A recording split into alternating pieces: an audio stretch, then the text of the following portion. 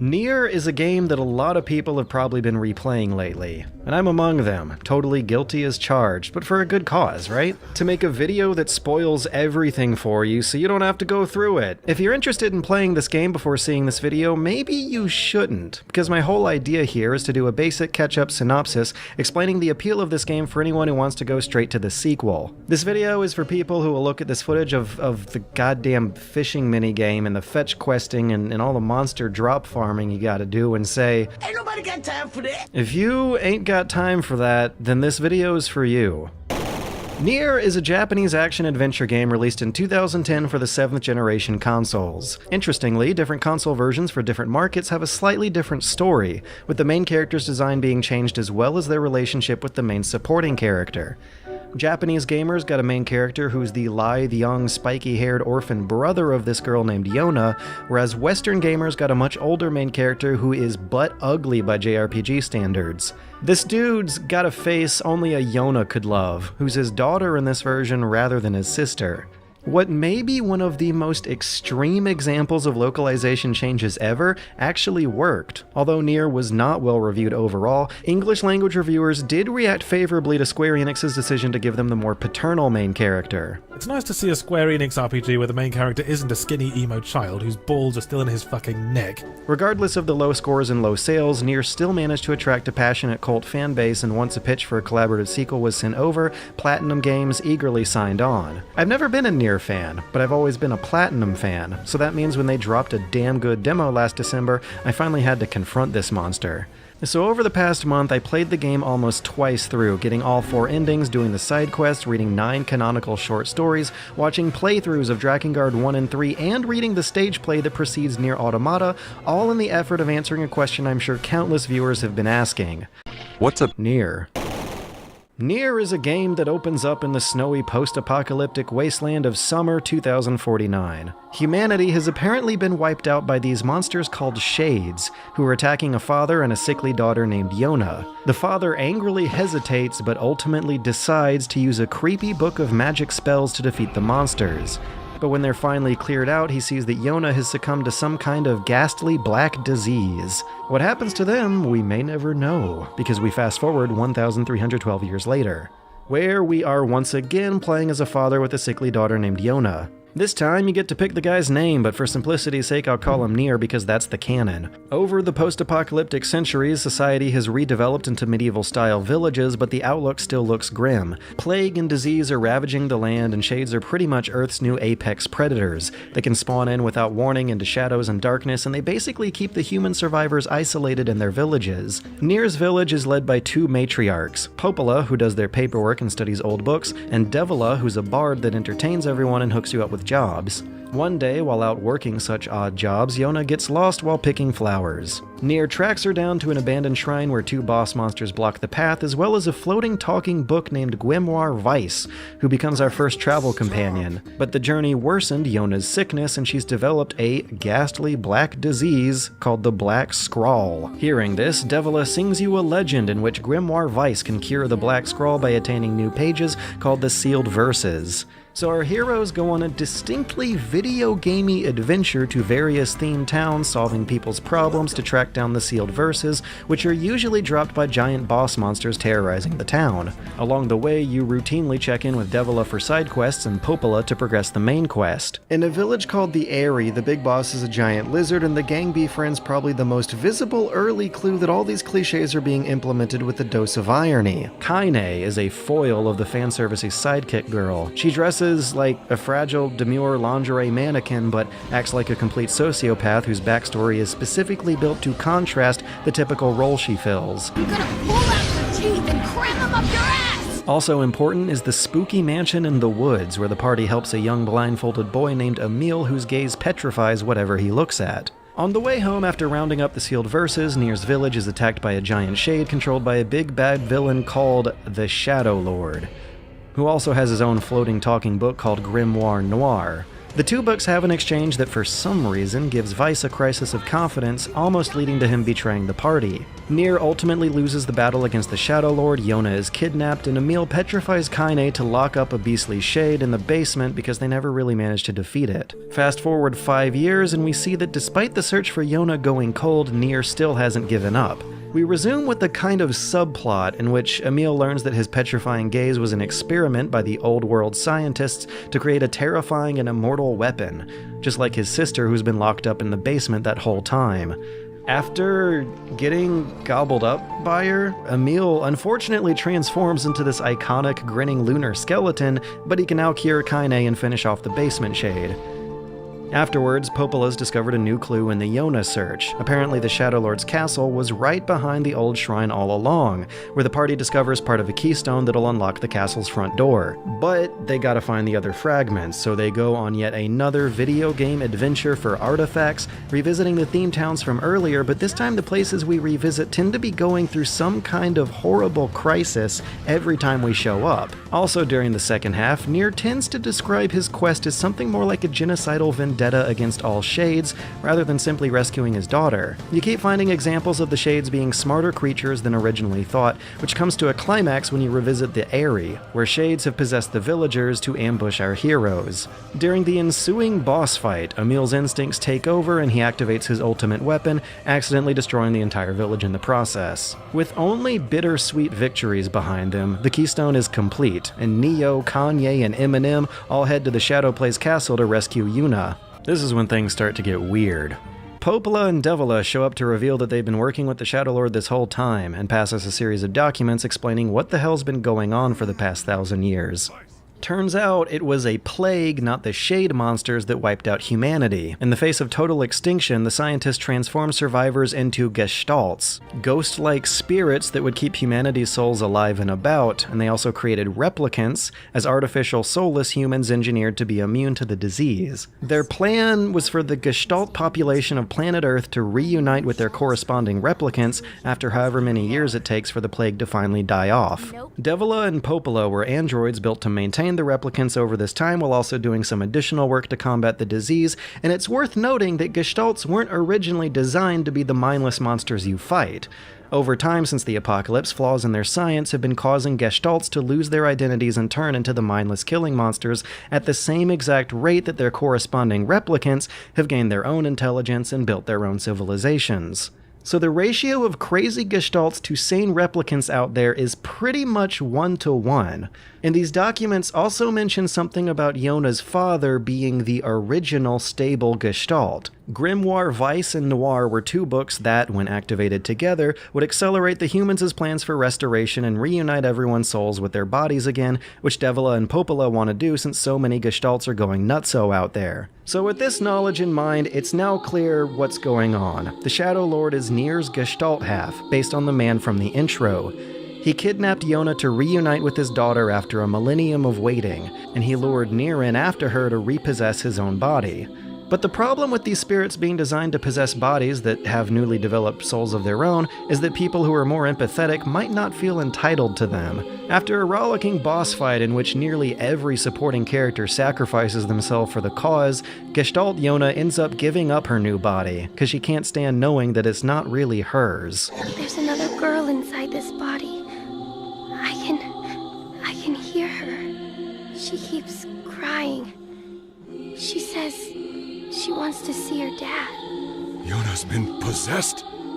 This girl loves her father too, as much as I do. I don't know what to... I'm so very sorry.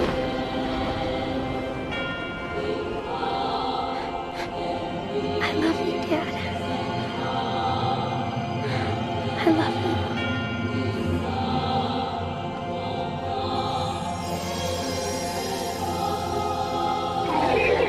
This makes Gestalt NieR mad enough to get the boss fight over with and just die, which in turn makes Replicant NieR mad enough to finish him off, wake up Replicant Yona, and try as he might for the two of them to live happily ever after. And that is ending A. Got questions? I bet you do. In which case, sorry, I just have some bad news for you. The logistics of NieR's magical rules aren't entirely coherent or consistent within the game itself. If you want to know why Gestalt NieR couldn't have reunited with Yona any time earlier, or why monstrous berserk shades were attacking them as early as 2049, or how human ghosts can turn into giant boss animals, or how this game's entire canon timeline begins at the end of what was originally seen as the joke ending of Drakengard 1, you gotta read outside the game for that. Unfortunately, I'm not really gonna get into that. If you hear stuff about Legion or Red Eye cropping up in NieR Automata, a trip to the wiki will probably be more fun than hearing about it here, because while that stuff does explain a whole lot, it complicates things a whole lot, while also taking time away from me making an honest effort to try and explain the appeal of this game. Sorry if it sounds presumptuous, but I don't think that this game attracted such a cult following because all those fans wanted to learn how shades work. What seems more likely is that fans were interested in what the character's conflict for self-identity represents, and that those fans got there by being drawn to these characters and shocked by these twists because of how they toy with expectations of how classic video game stories work. Because NieR is a patchwork of references, homages, and lampoonings of classic video games. Enemies shoot out shmup game bullet patterns. You travel from a town themed like a text adventure to a town that's a whole mansion clearly themed after Resident Evil 1. The lobby is almost a straight copycat of the Spencer Manor, but there's also a secret underground lab found at the Courtyard Fountain. Once you're down there, you chop through it for tens of minutes as a Diablo-style dungeon crawl. But the one franchise that I found the most parallels with here was Zelda. Especially the idea of splitting the game up into two halves with a half-decade time jump. The hero gathers up some requisite artifacts, only to inadvertently lead the villain to a sanctuary temple, lose the fight, and wake up many years later to a darker world. But the subversion comes from how revisiting your locations from earlier don't really lead to your character making them better places again. If anything, your guy is just making their problems worse, keeping with the theme of a narrative reveal from the ending, pulling back the curtain of dire consequences being the result of your character's ambitions. Loading up your save after beating the game reveals Kaine's backstory. Since she's half possessed by a shade, we now have a plot device that gives us a reason to slap on some subtitles on the screen revealing that the shades are screaming for mercy during your fight scenes. We also get new cutscenes that reframe the revisits of the second half and the crises you always seem to be walking into as tragic misunderstandings. You keep seeing perfectly rational, fully sane shades getting mixed up in the mob all along, but given the circumstances, it's not like NieR would ever try to stop and reason with them anyway. Sometimes the logic behind all of this is really preposterous. Flashback.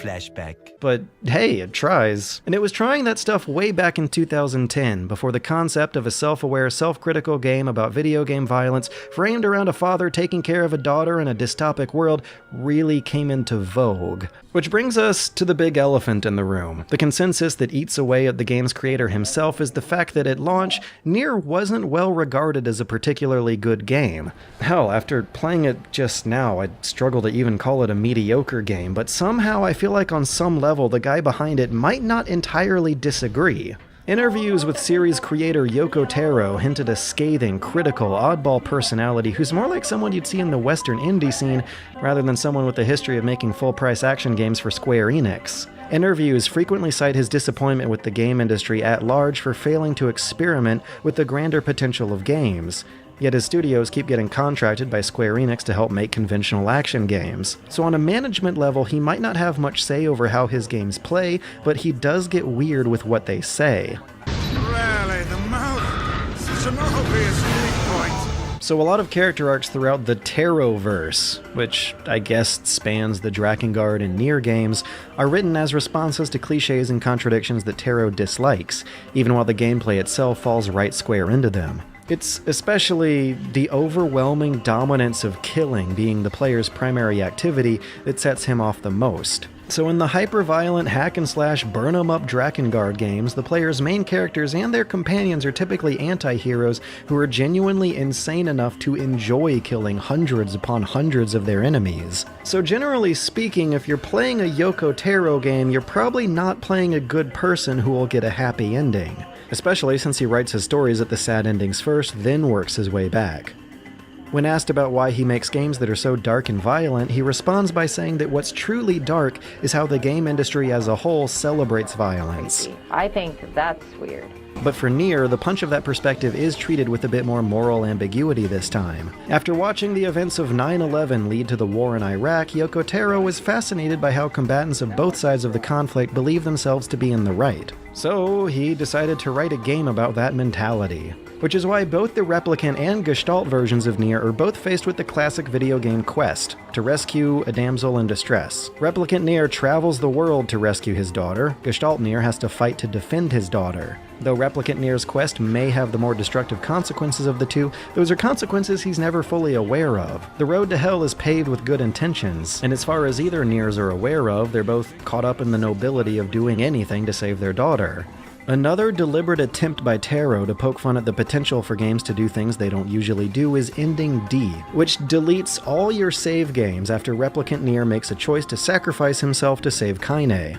The flavor dialogue explains that everyone will lose memory of him ever existing, and as pages of player progress is wiped away, so too is any disk memory of the player ever existing. I mean, that's the idea. You get a flower on the title screen, and you also can't even rename your new NieRs after your old one just to rub it in further. Which brings us to NieR Autotomato, the unexpected collaboration between Square Enix and Platinum that exists pretty much because of the combined passion for this game between developers and fans. Low sales numbers initially turned Square Enix off of the idea, but after a while, positive fan reception is what gradually opened them up to making a sequel. Meanwhile, a lead Dragon Quest producer, Yosuke Saito, threatened to quit Square Enix unless he made a game with Yoko Taro, but they were told that if they were going to do a sequel, it had to be a better game.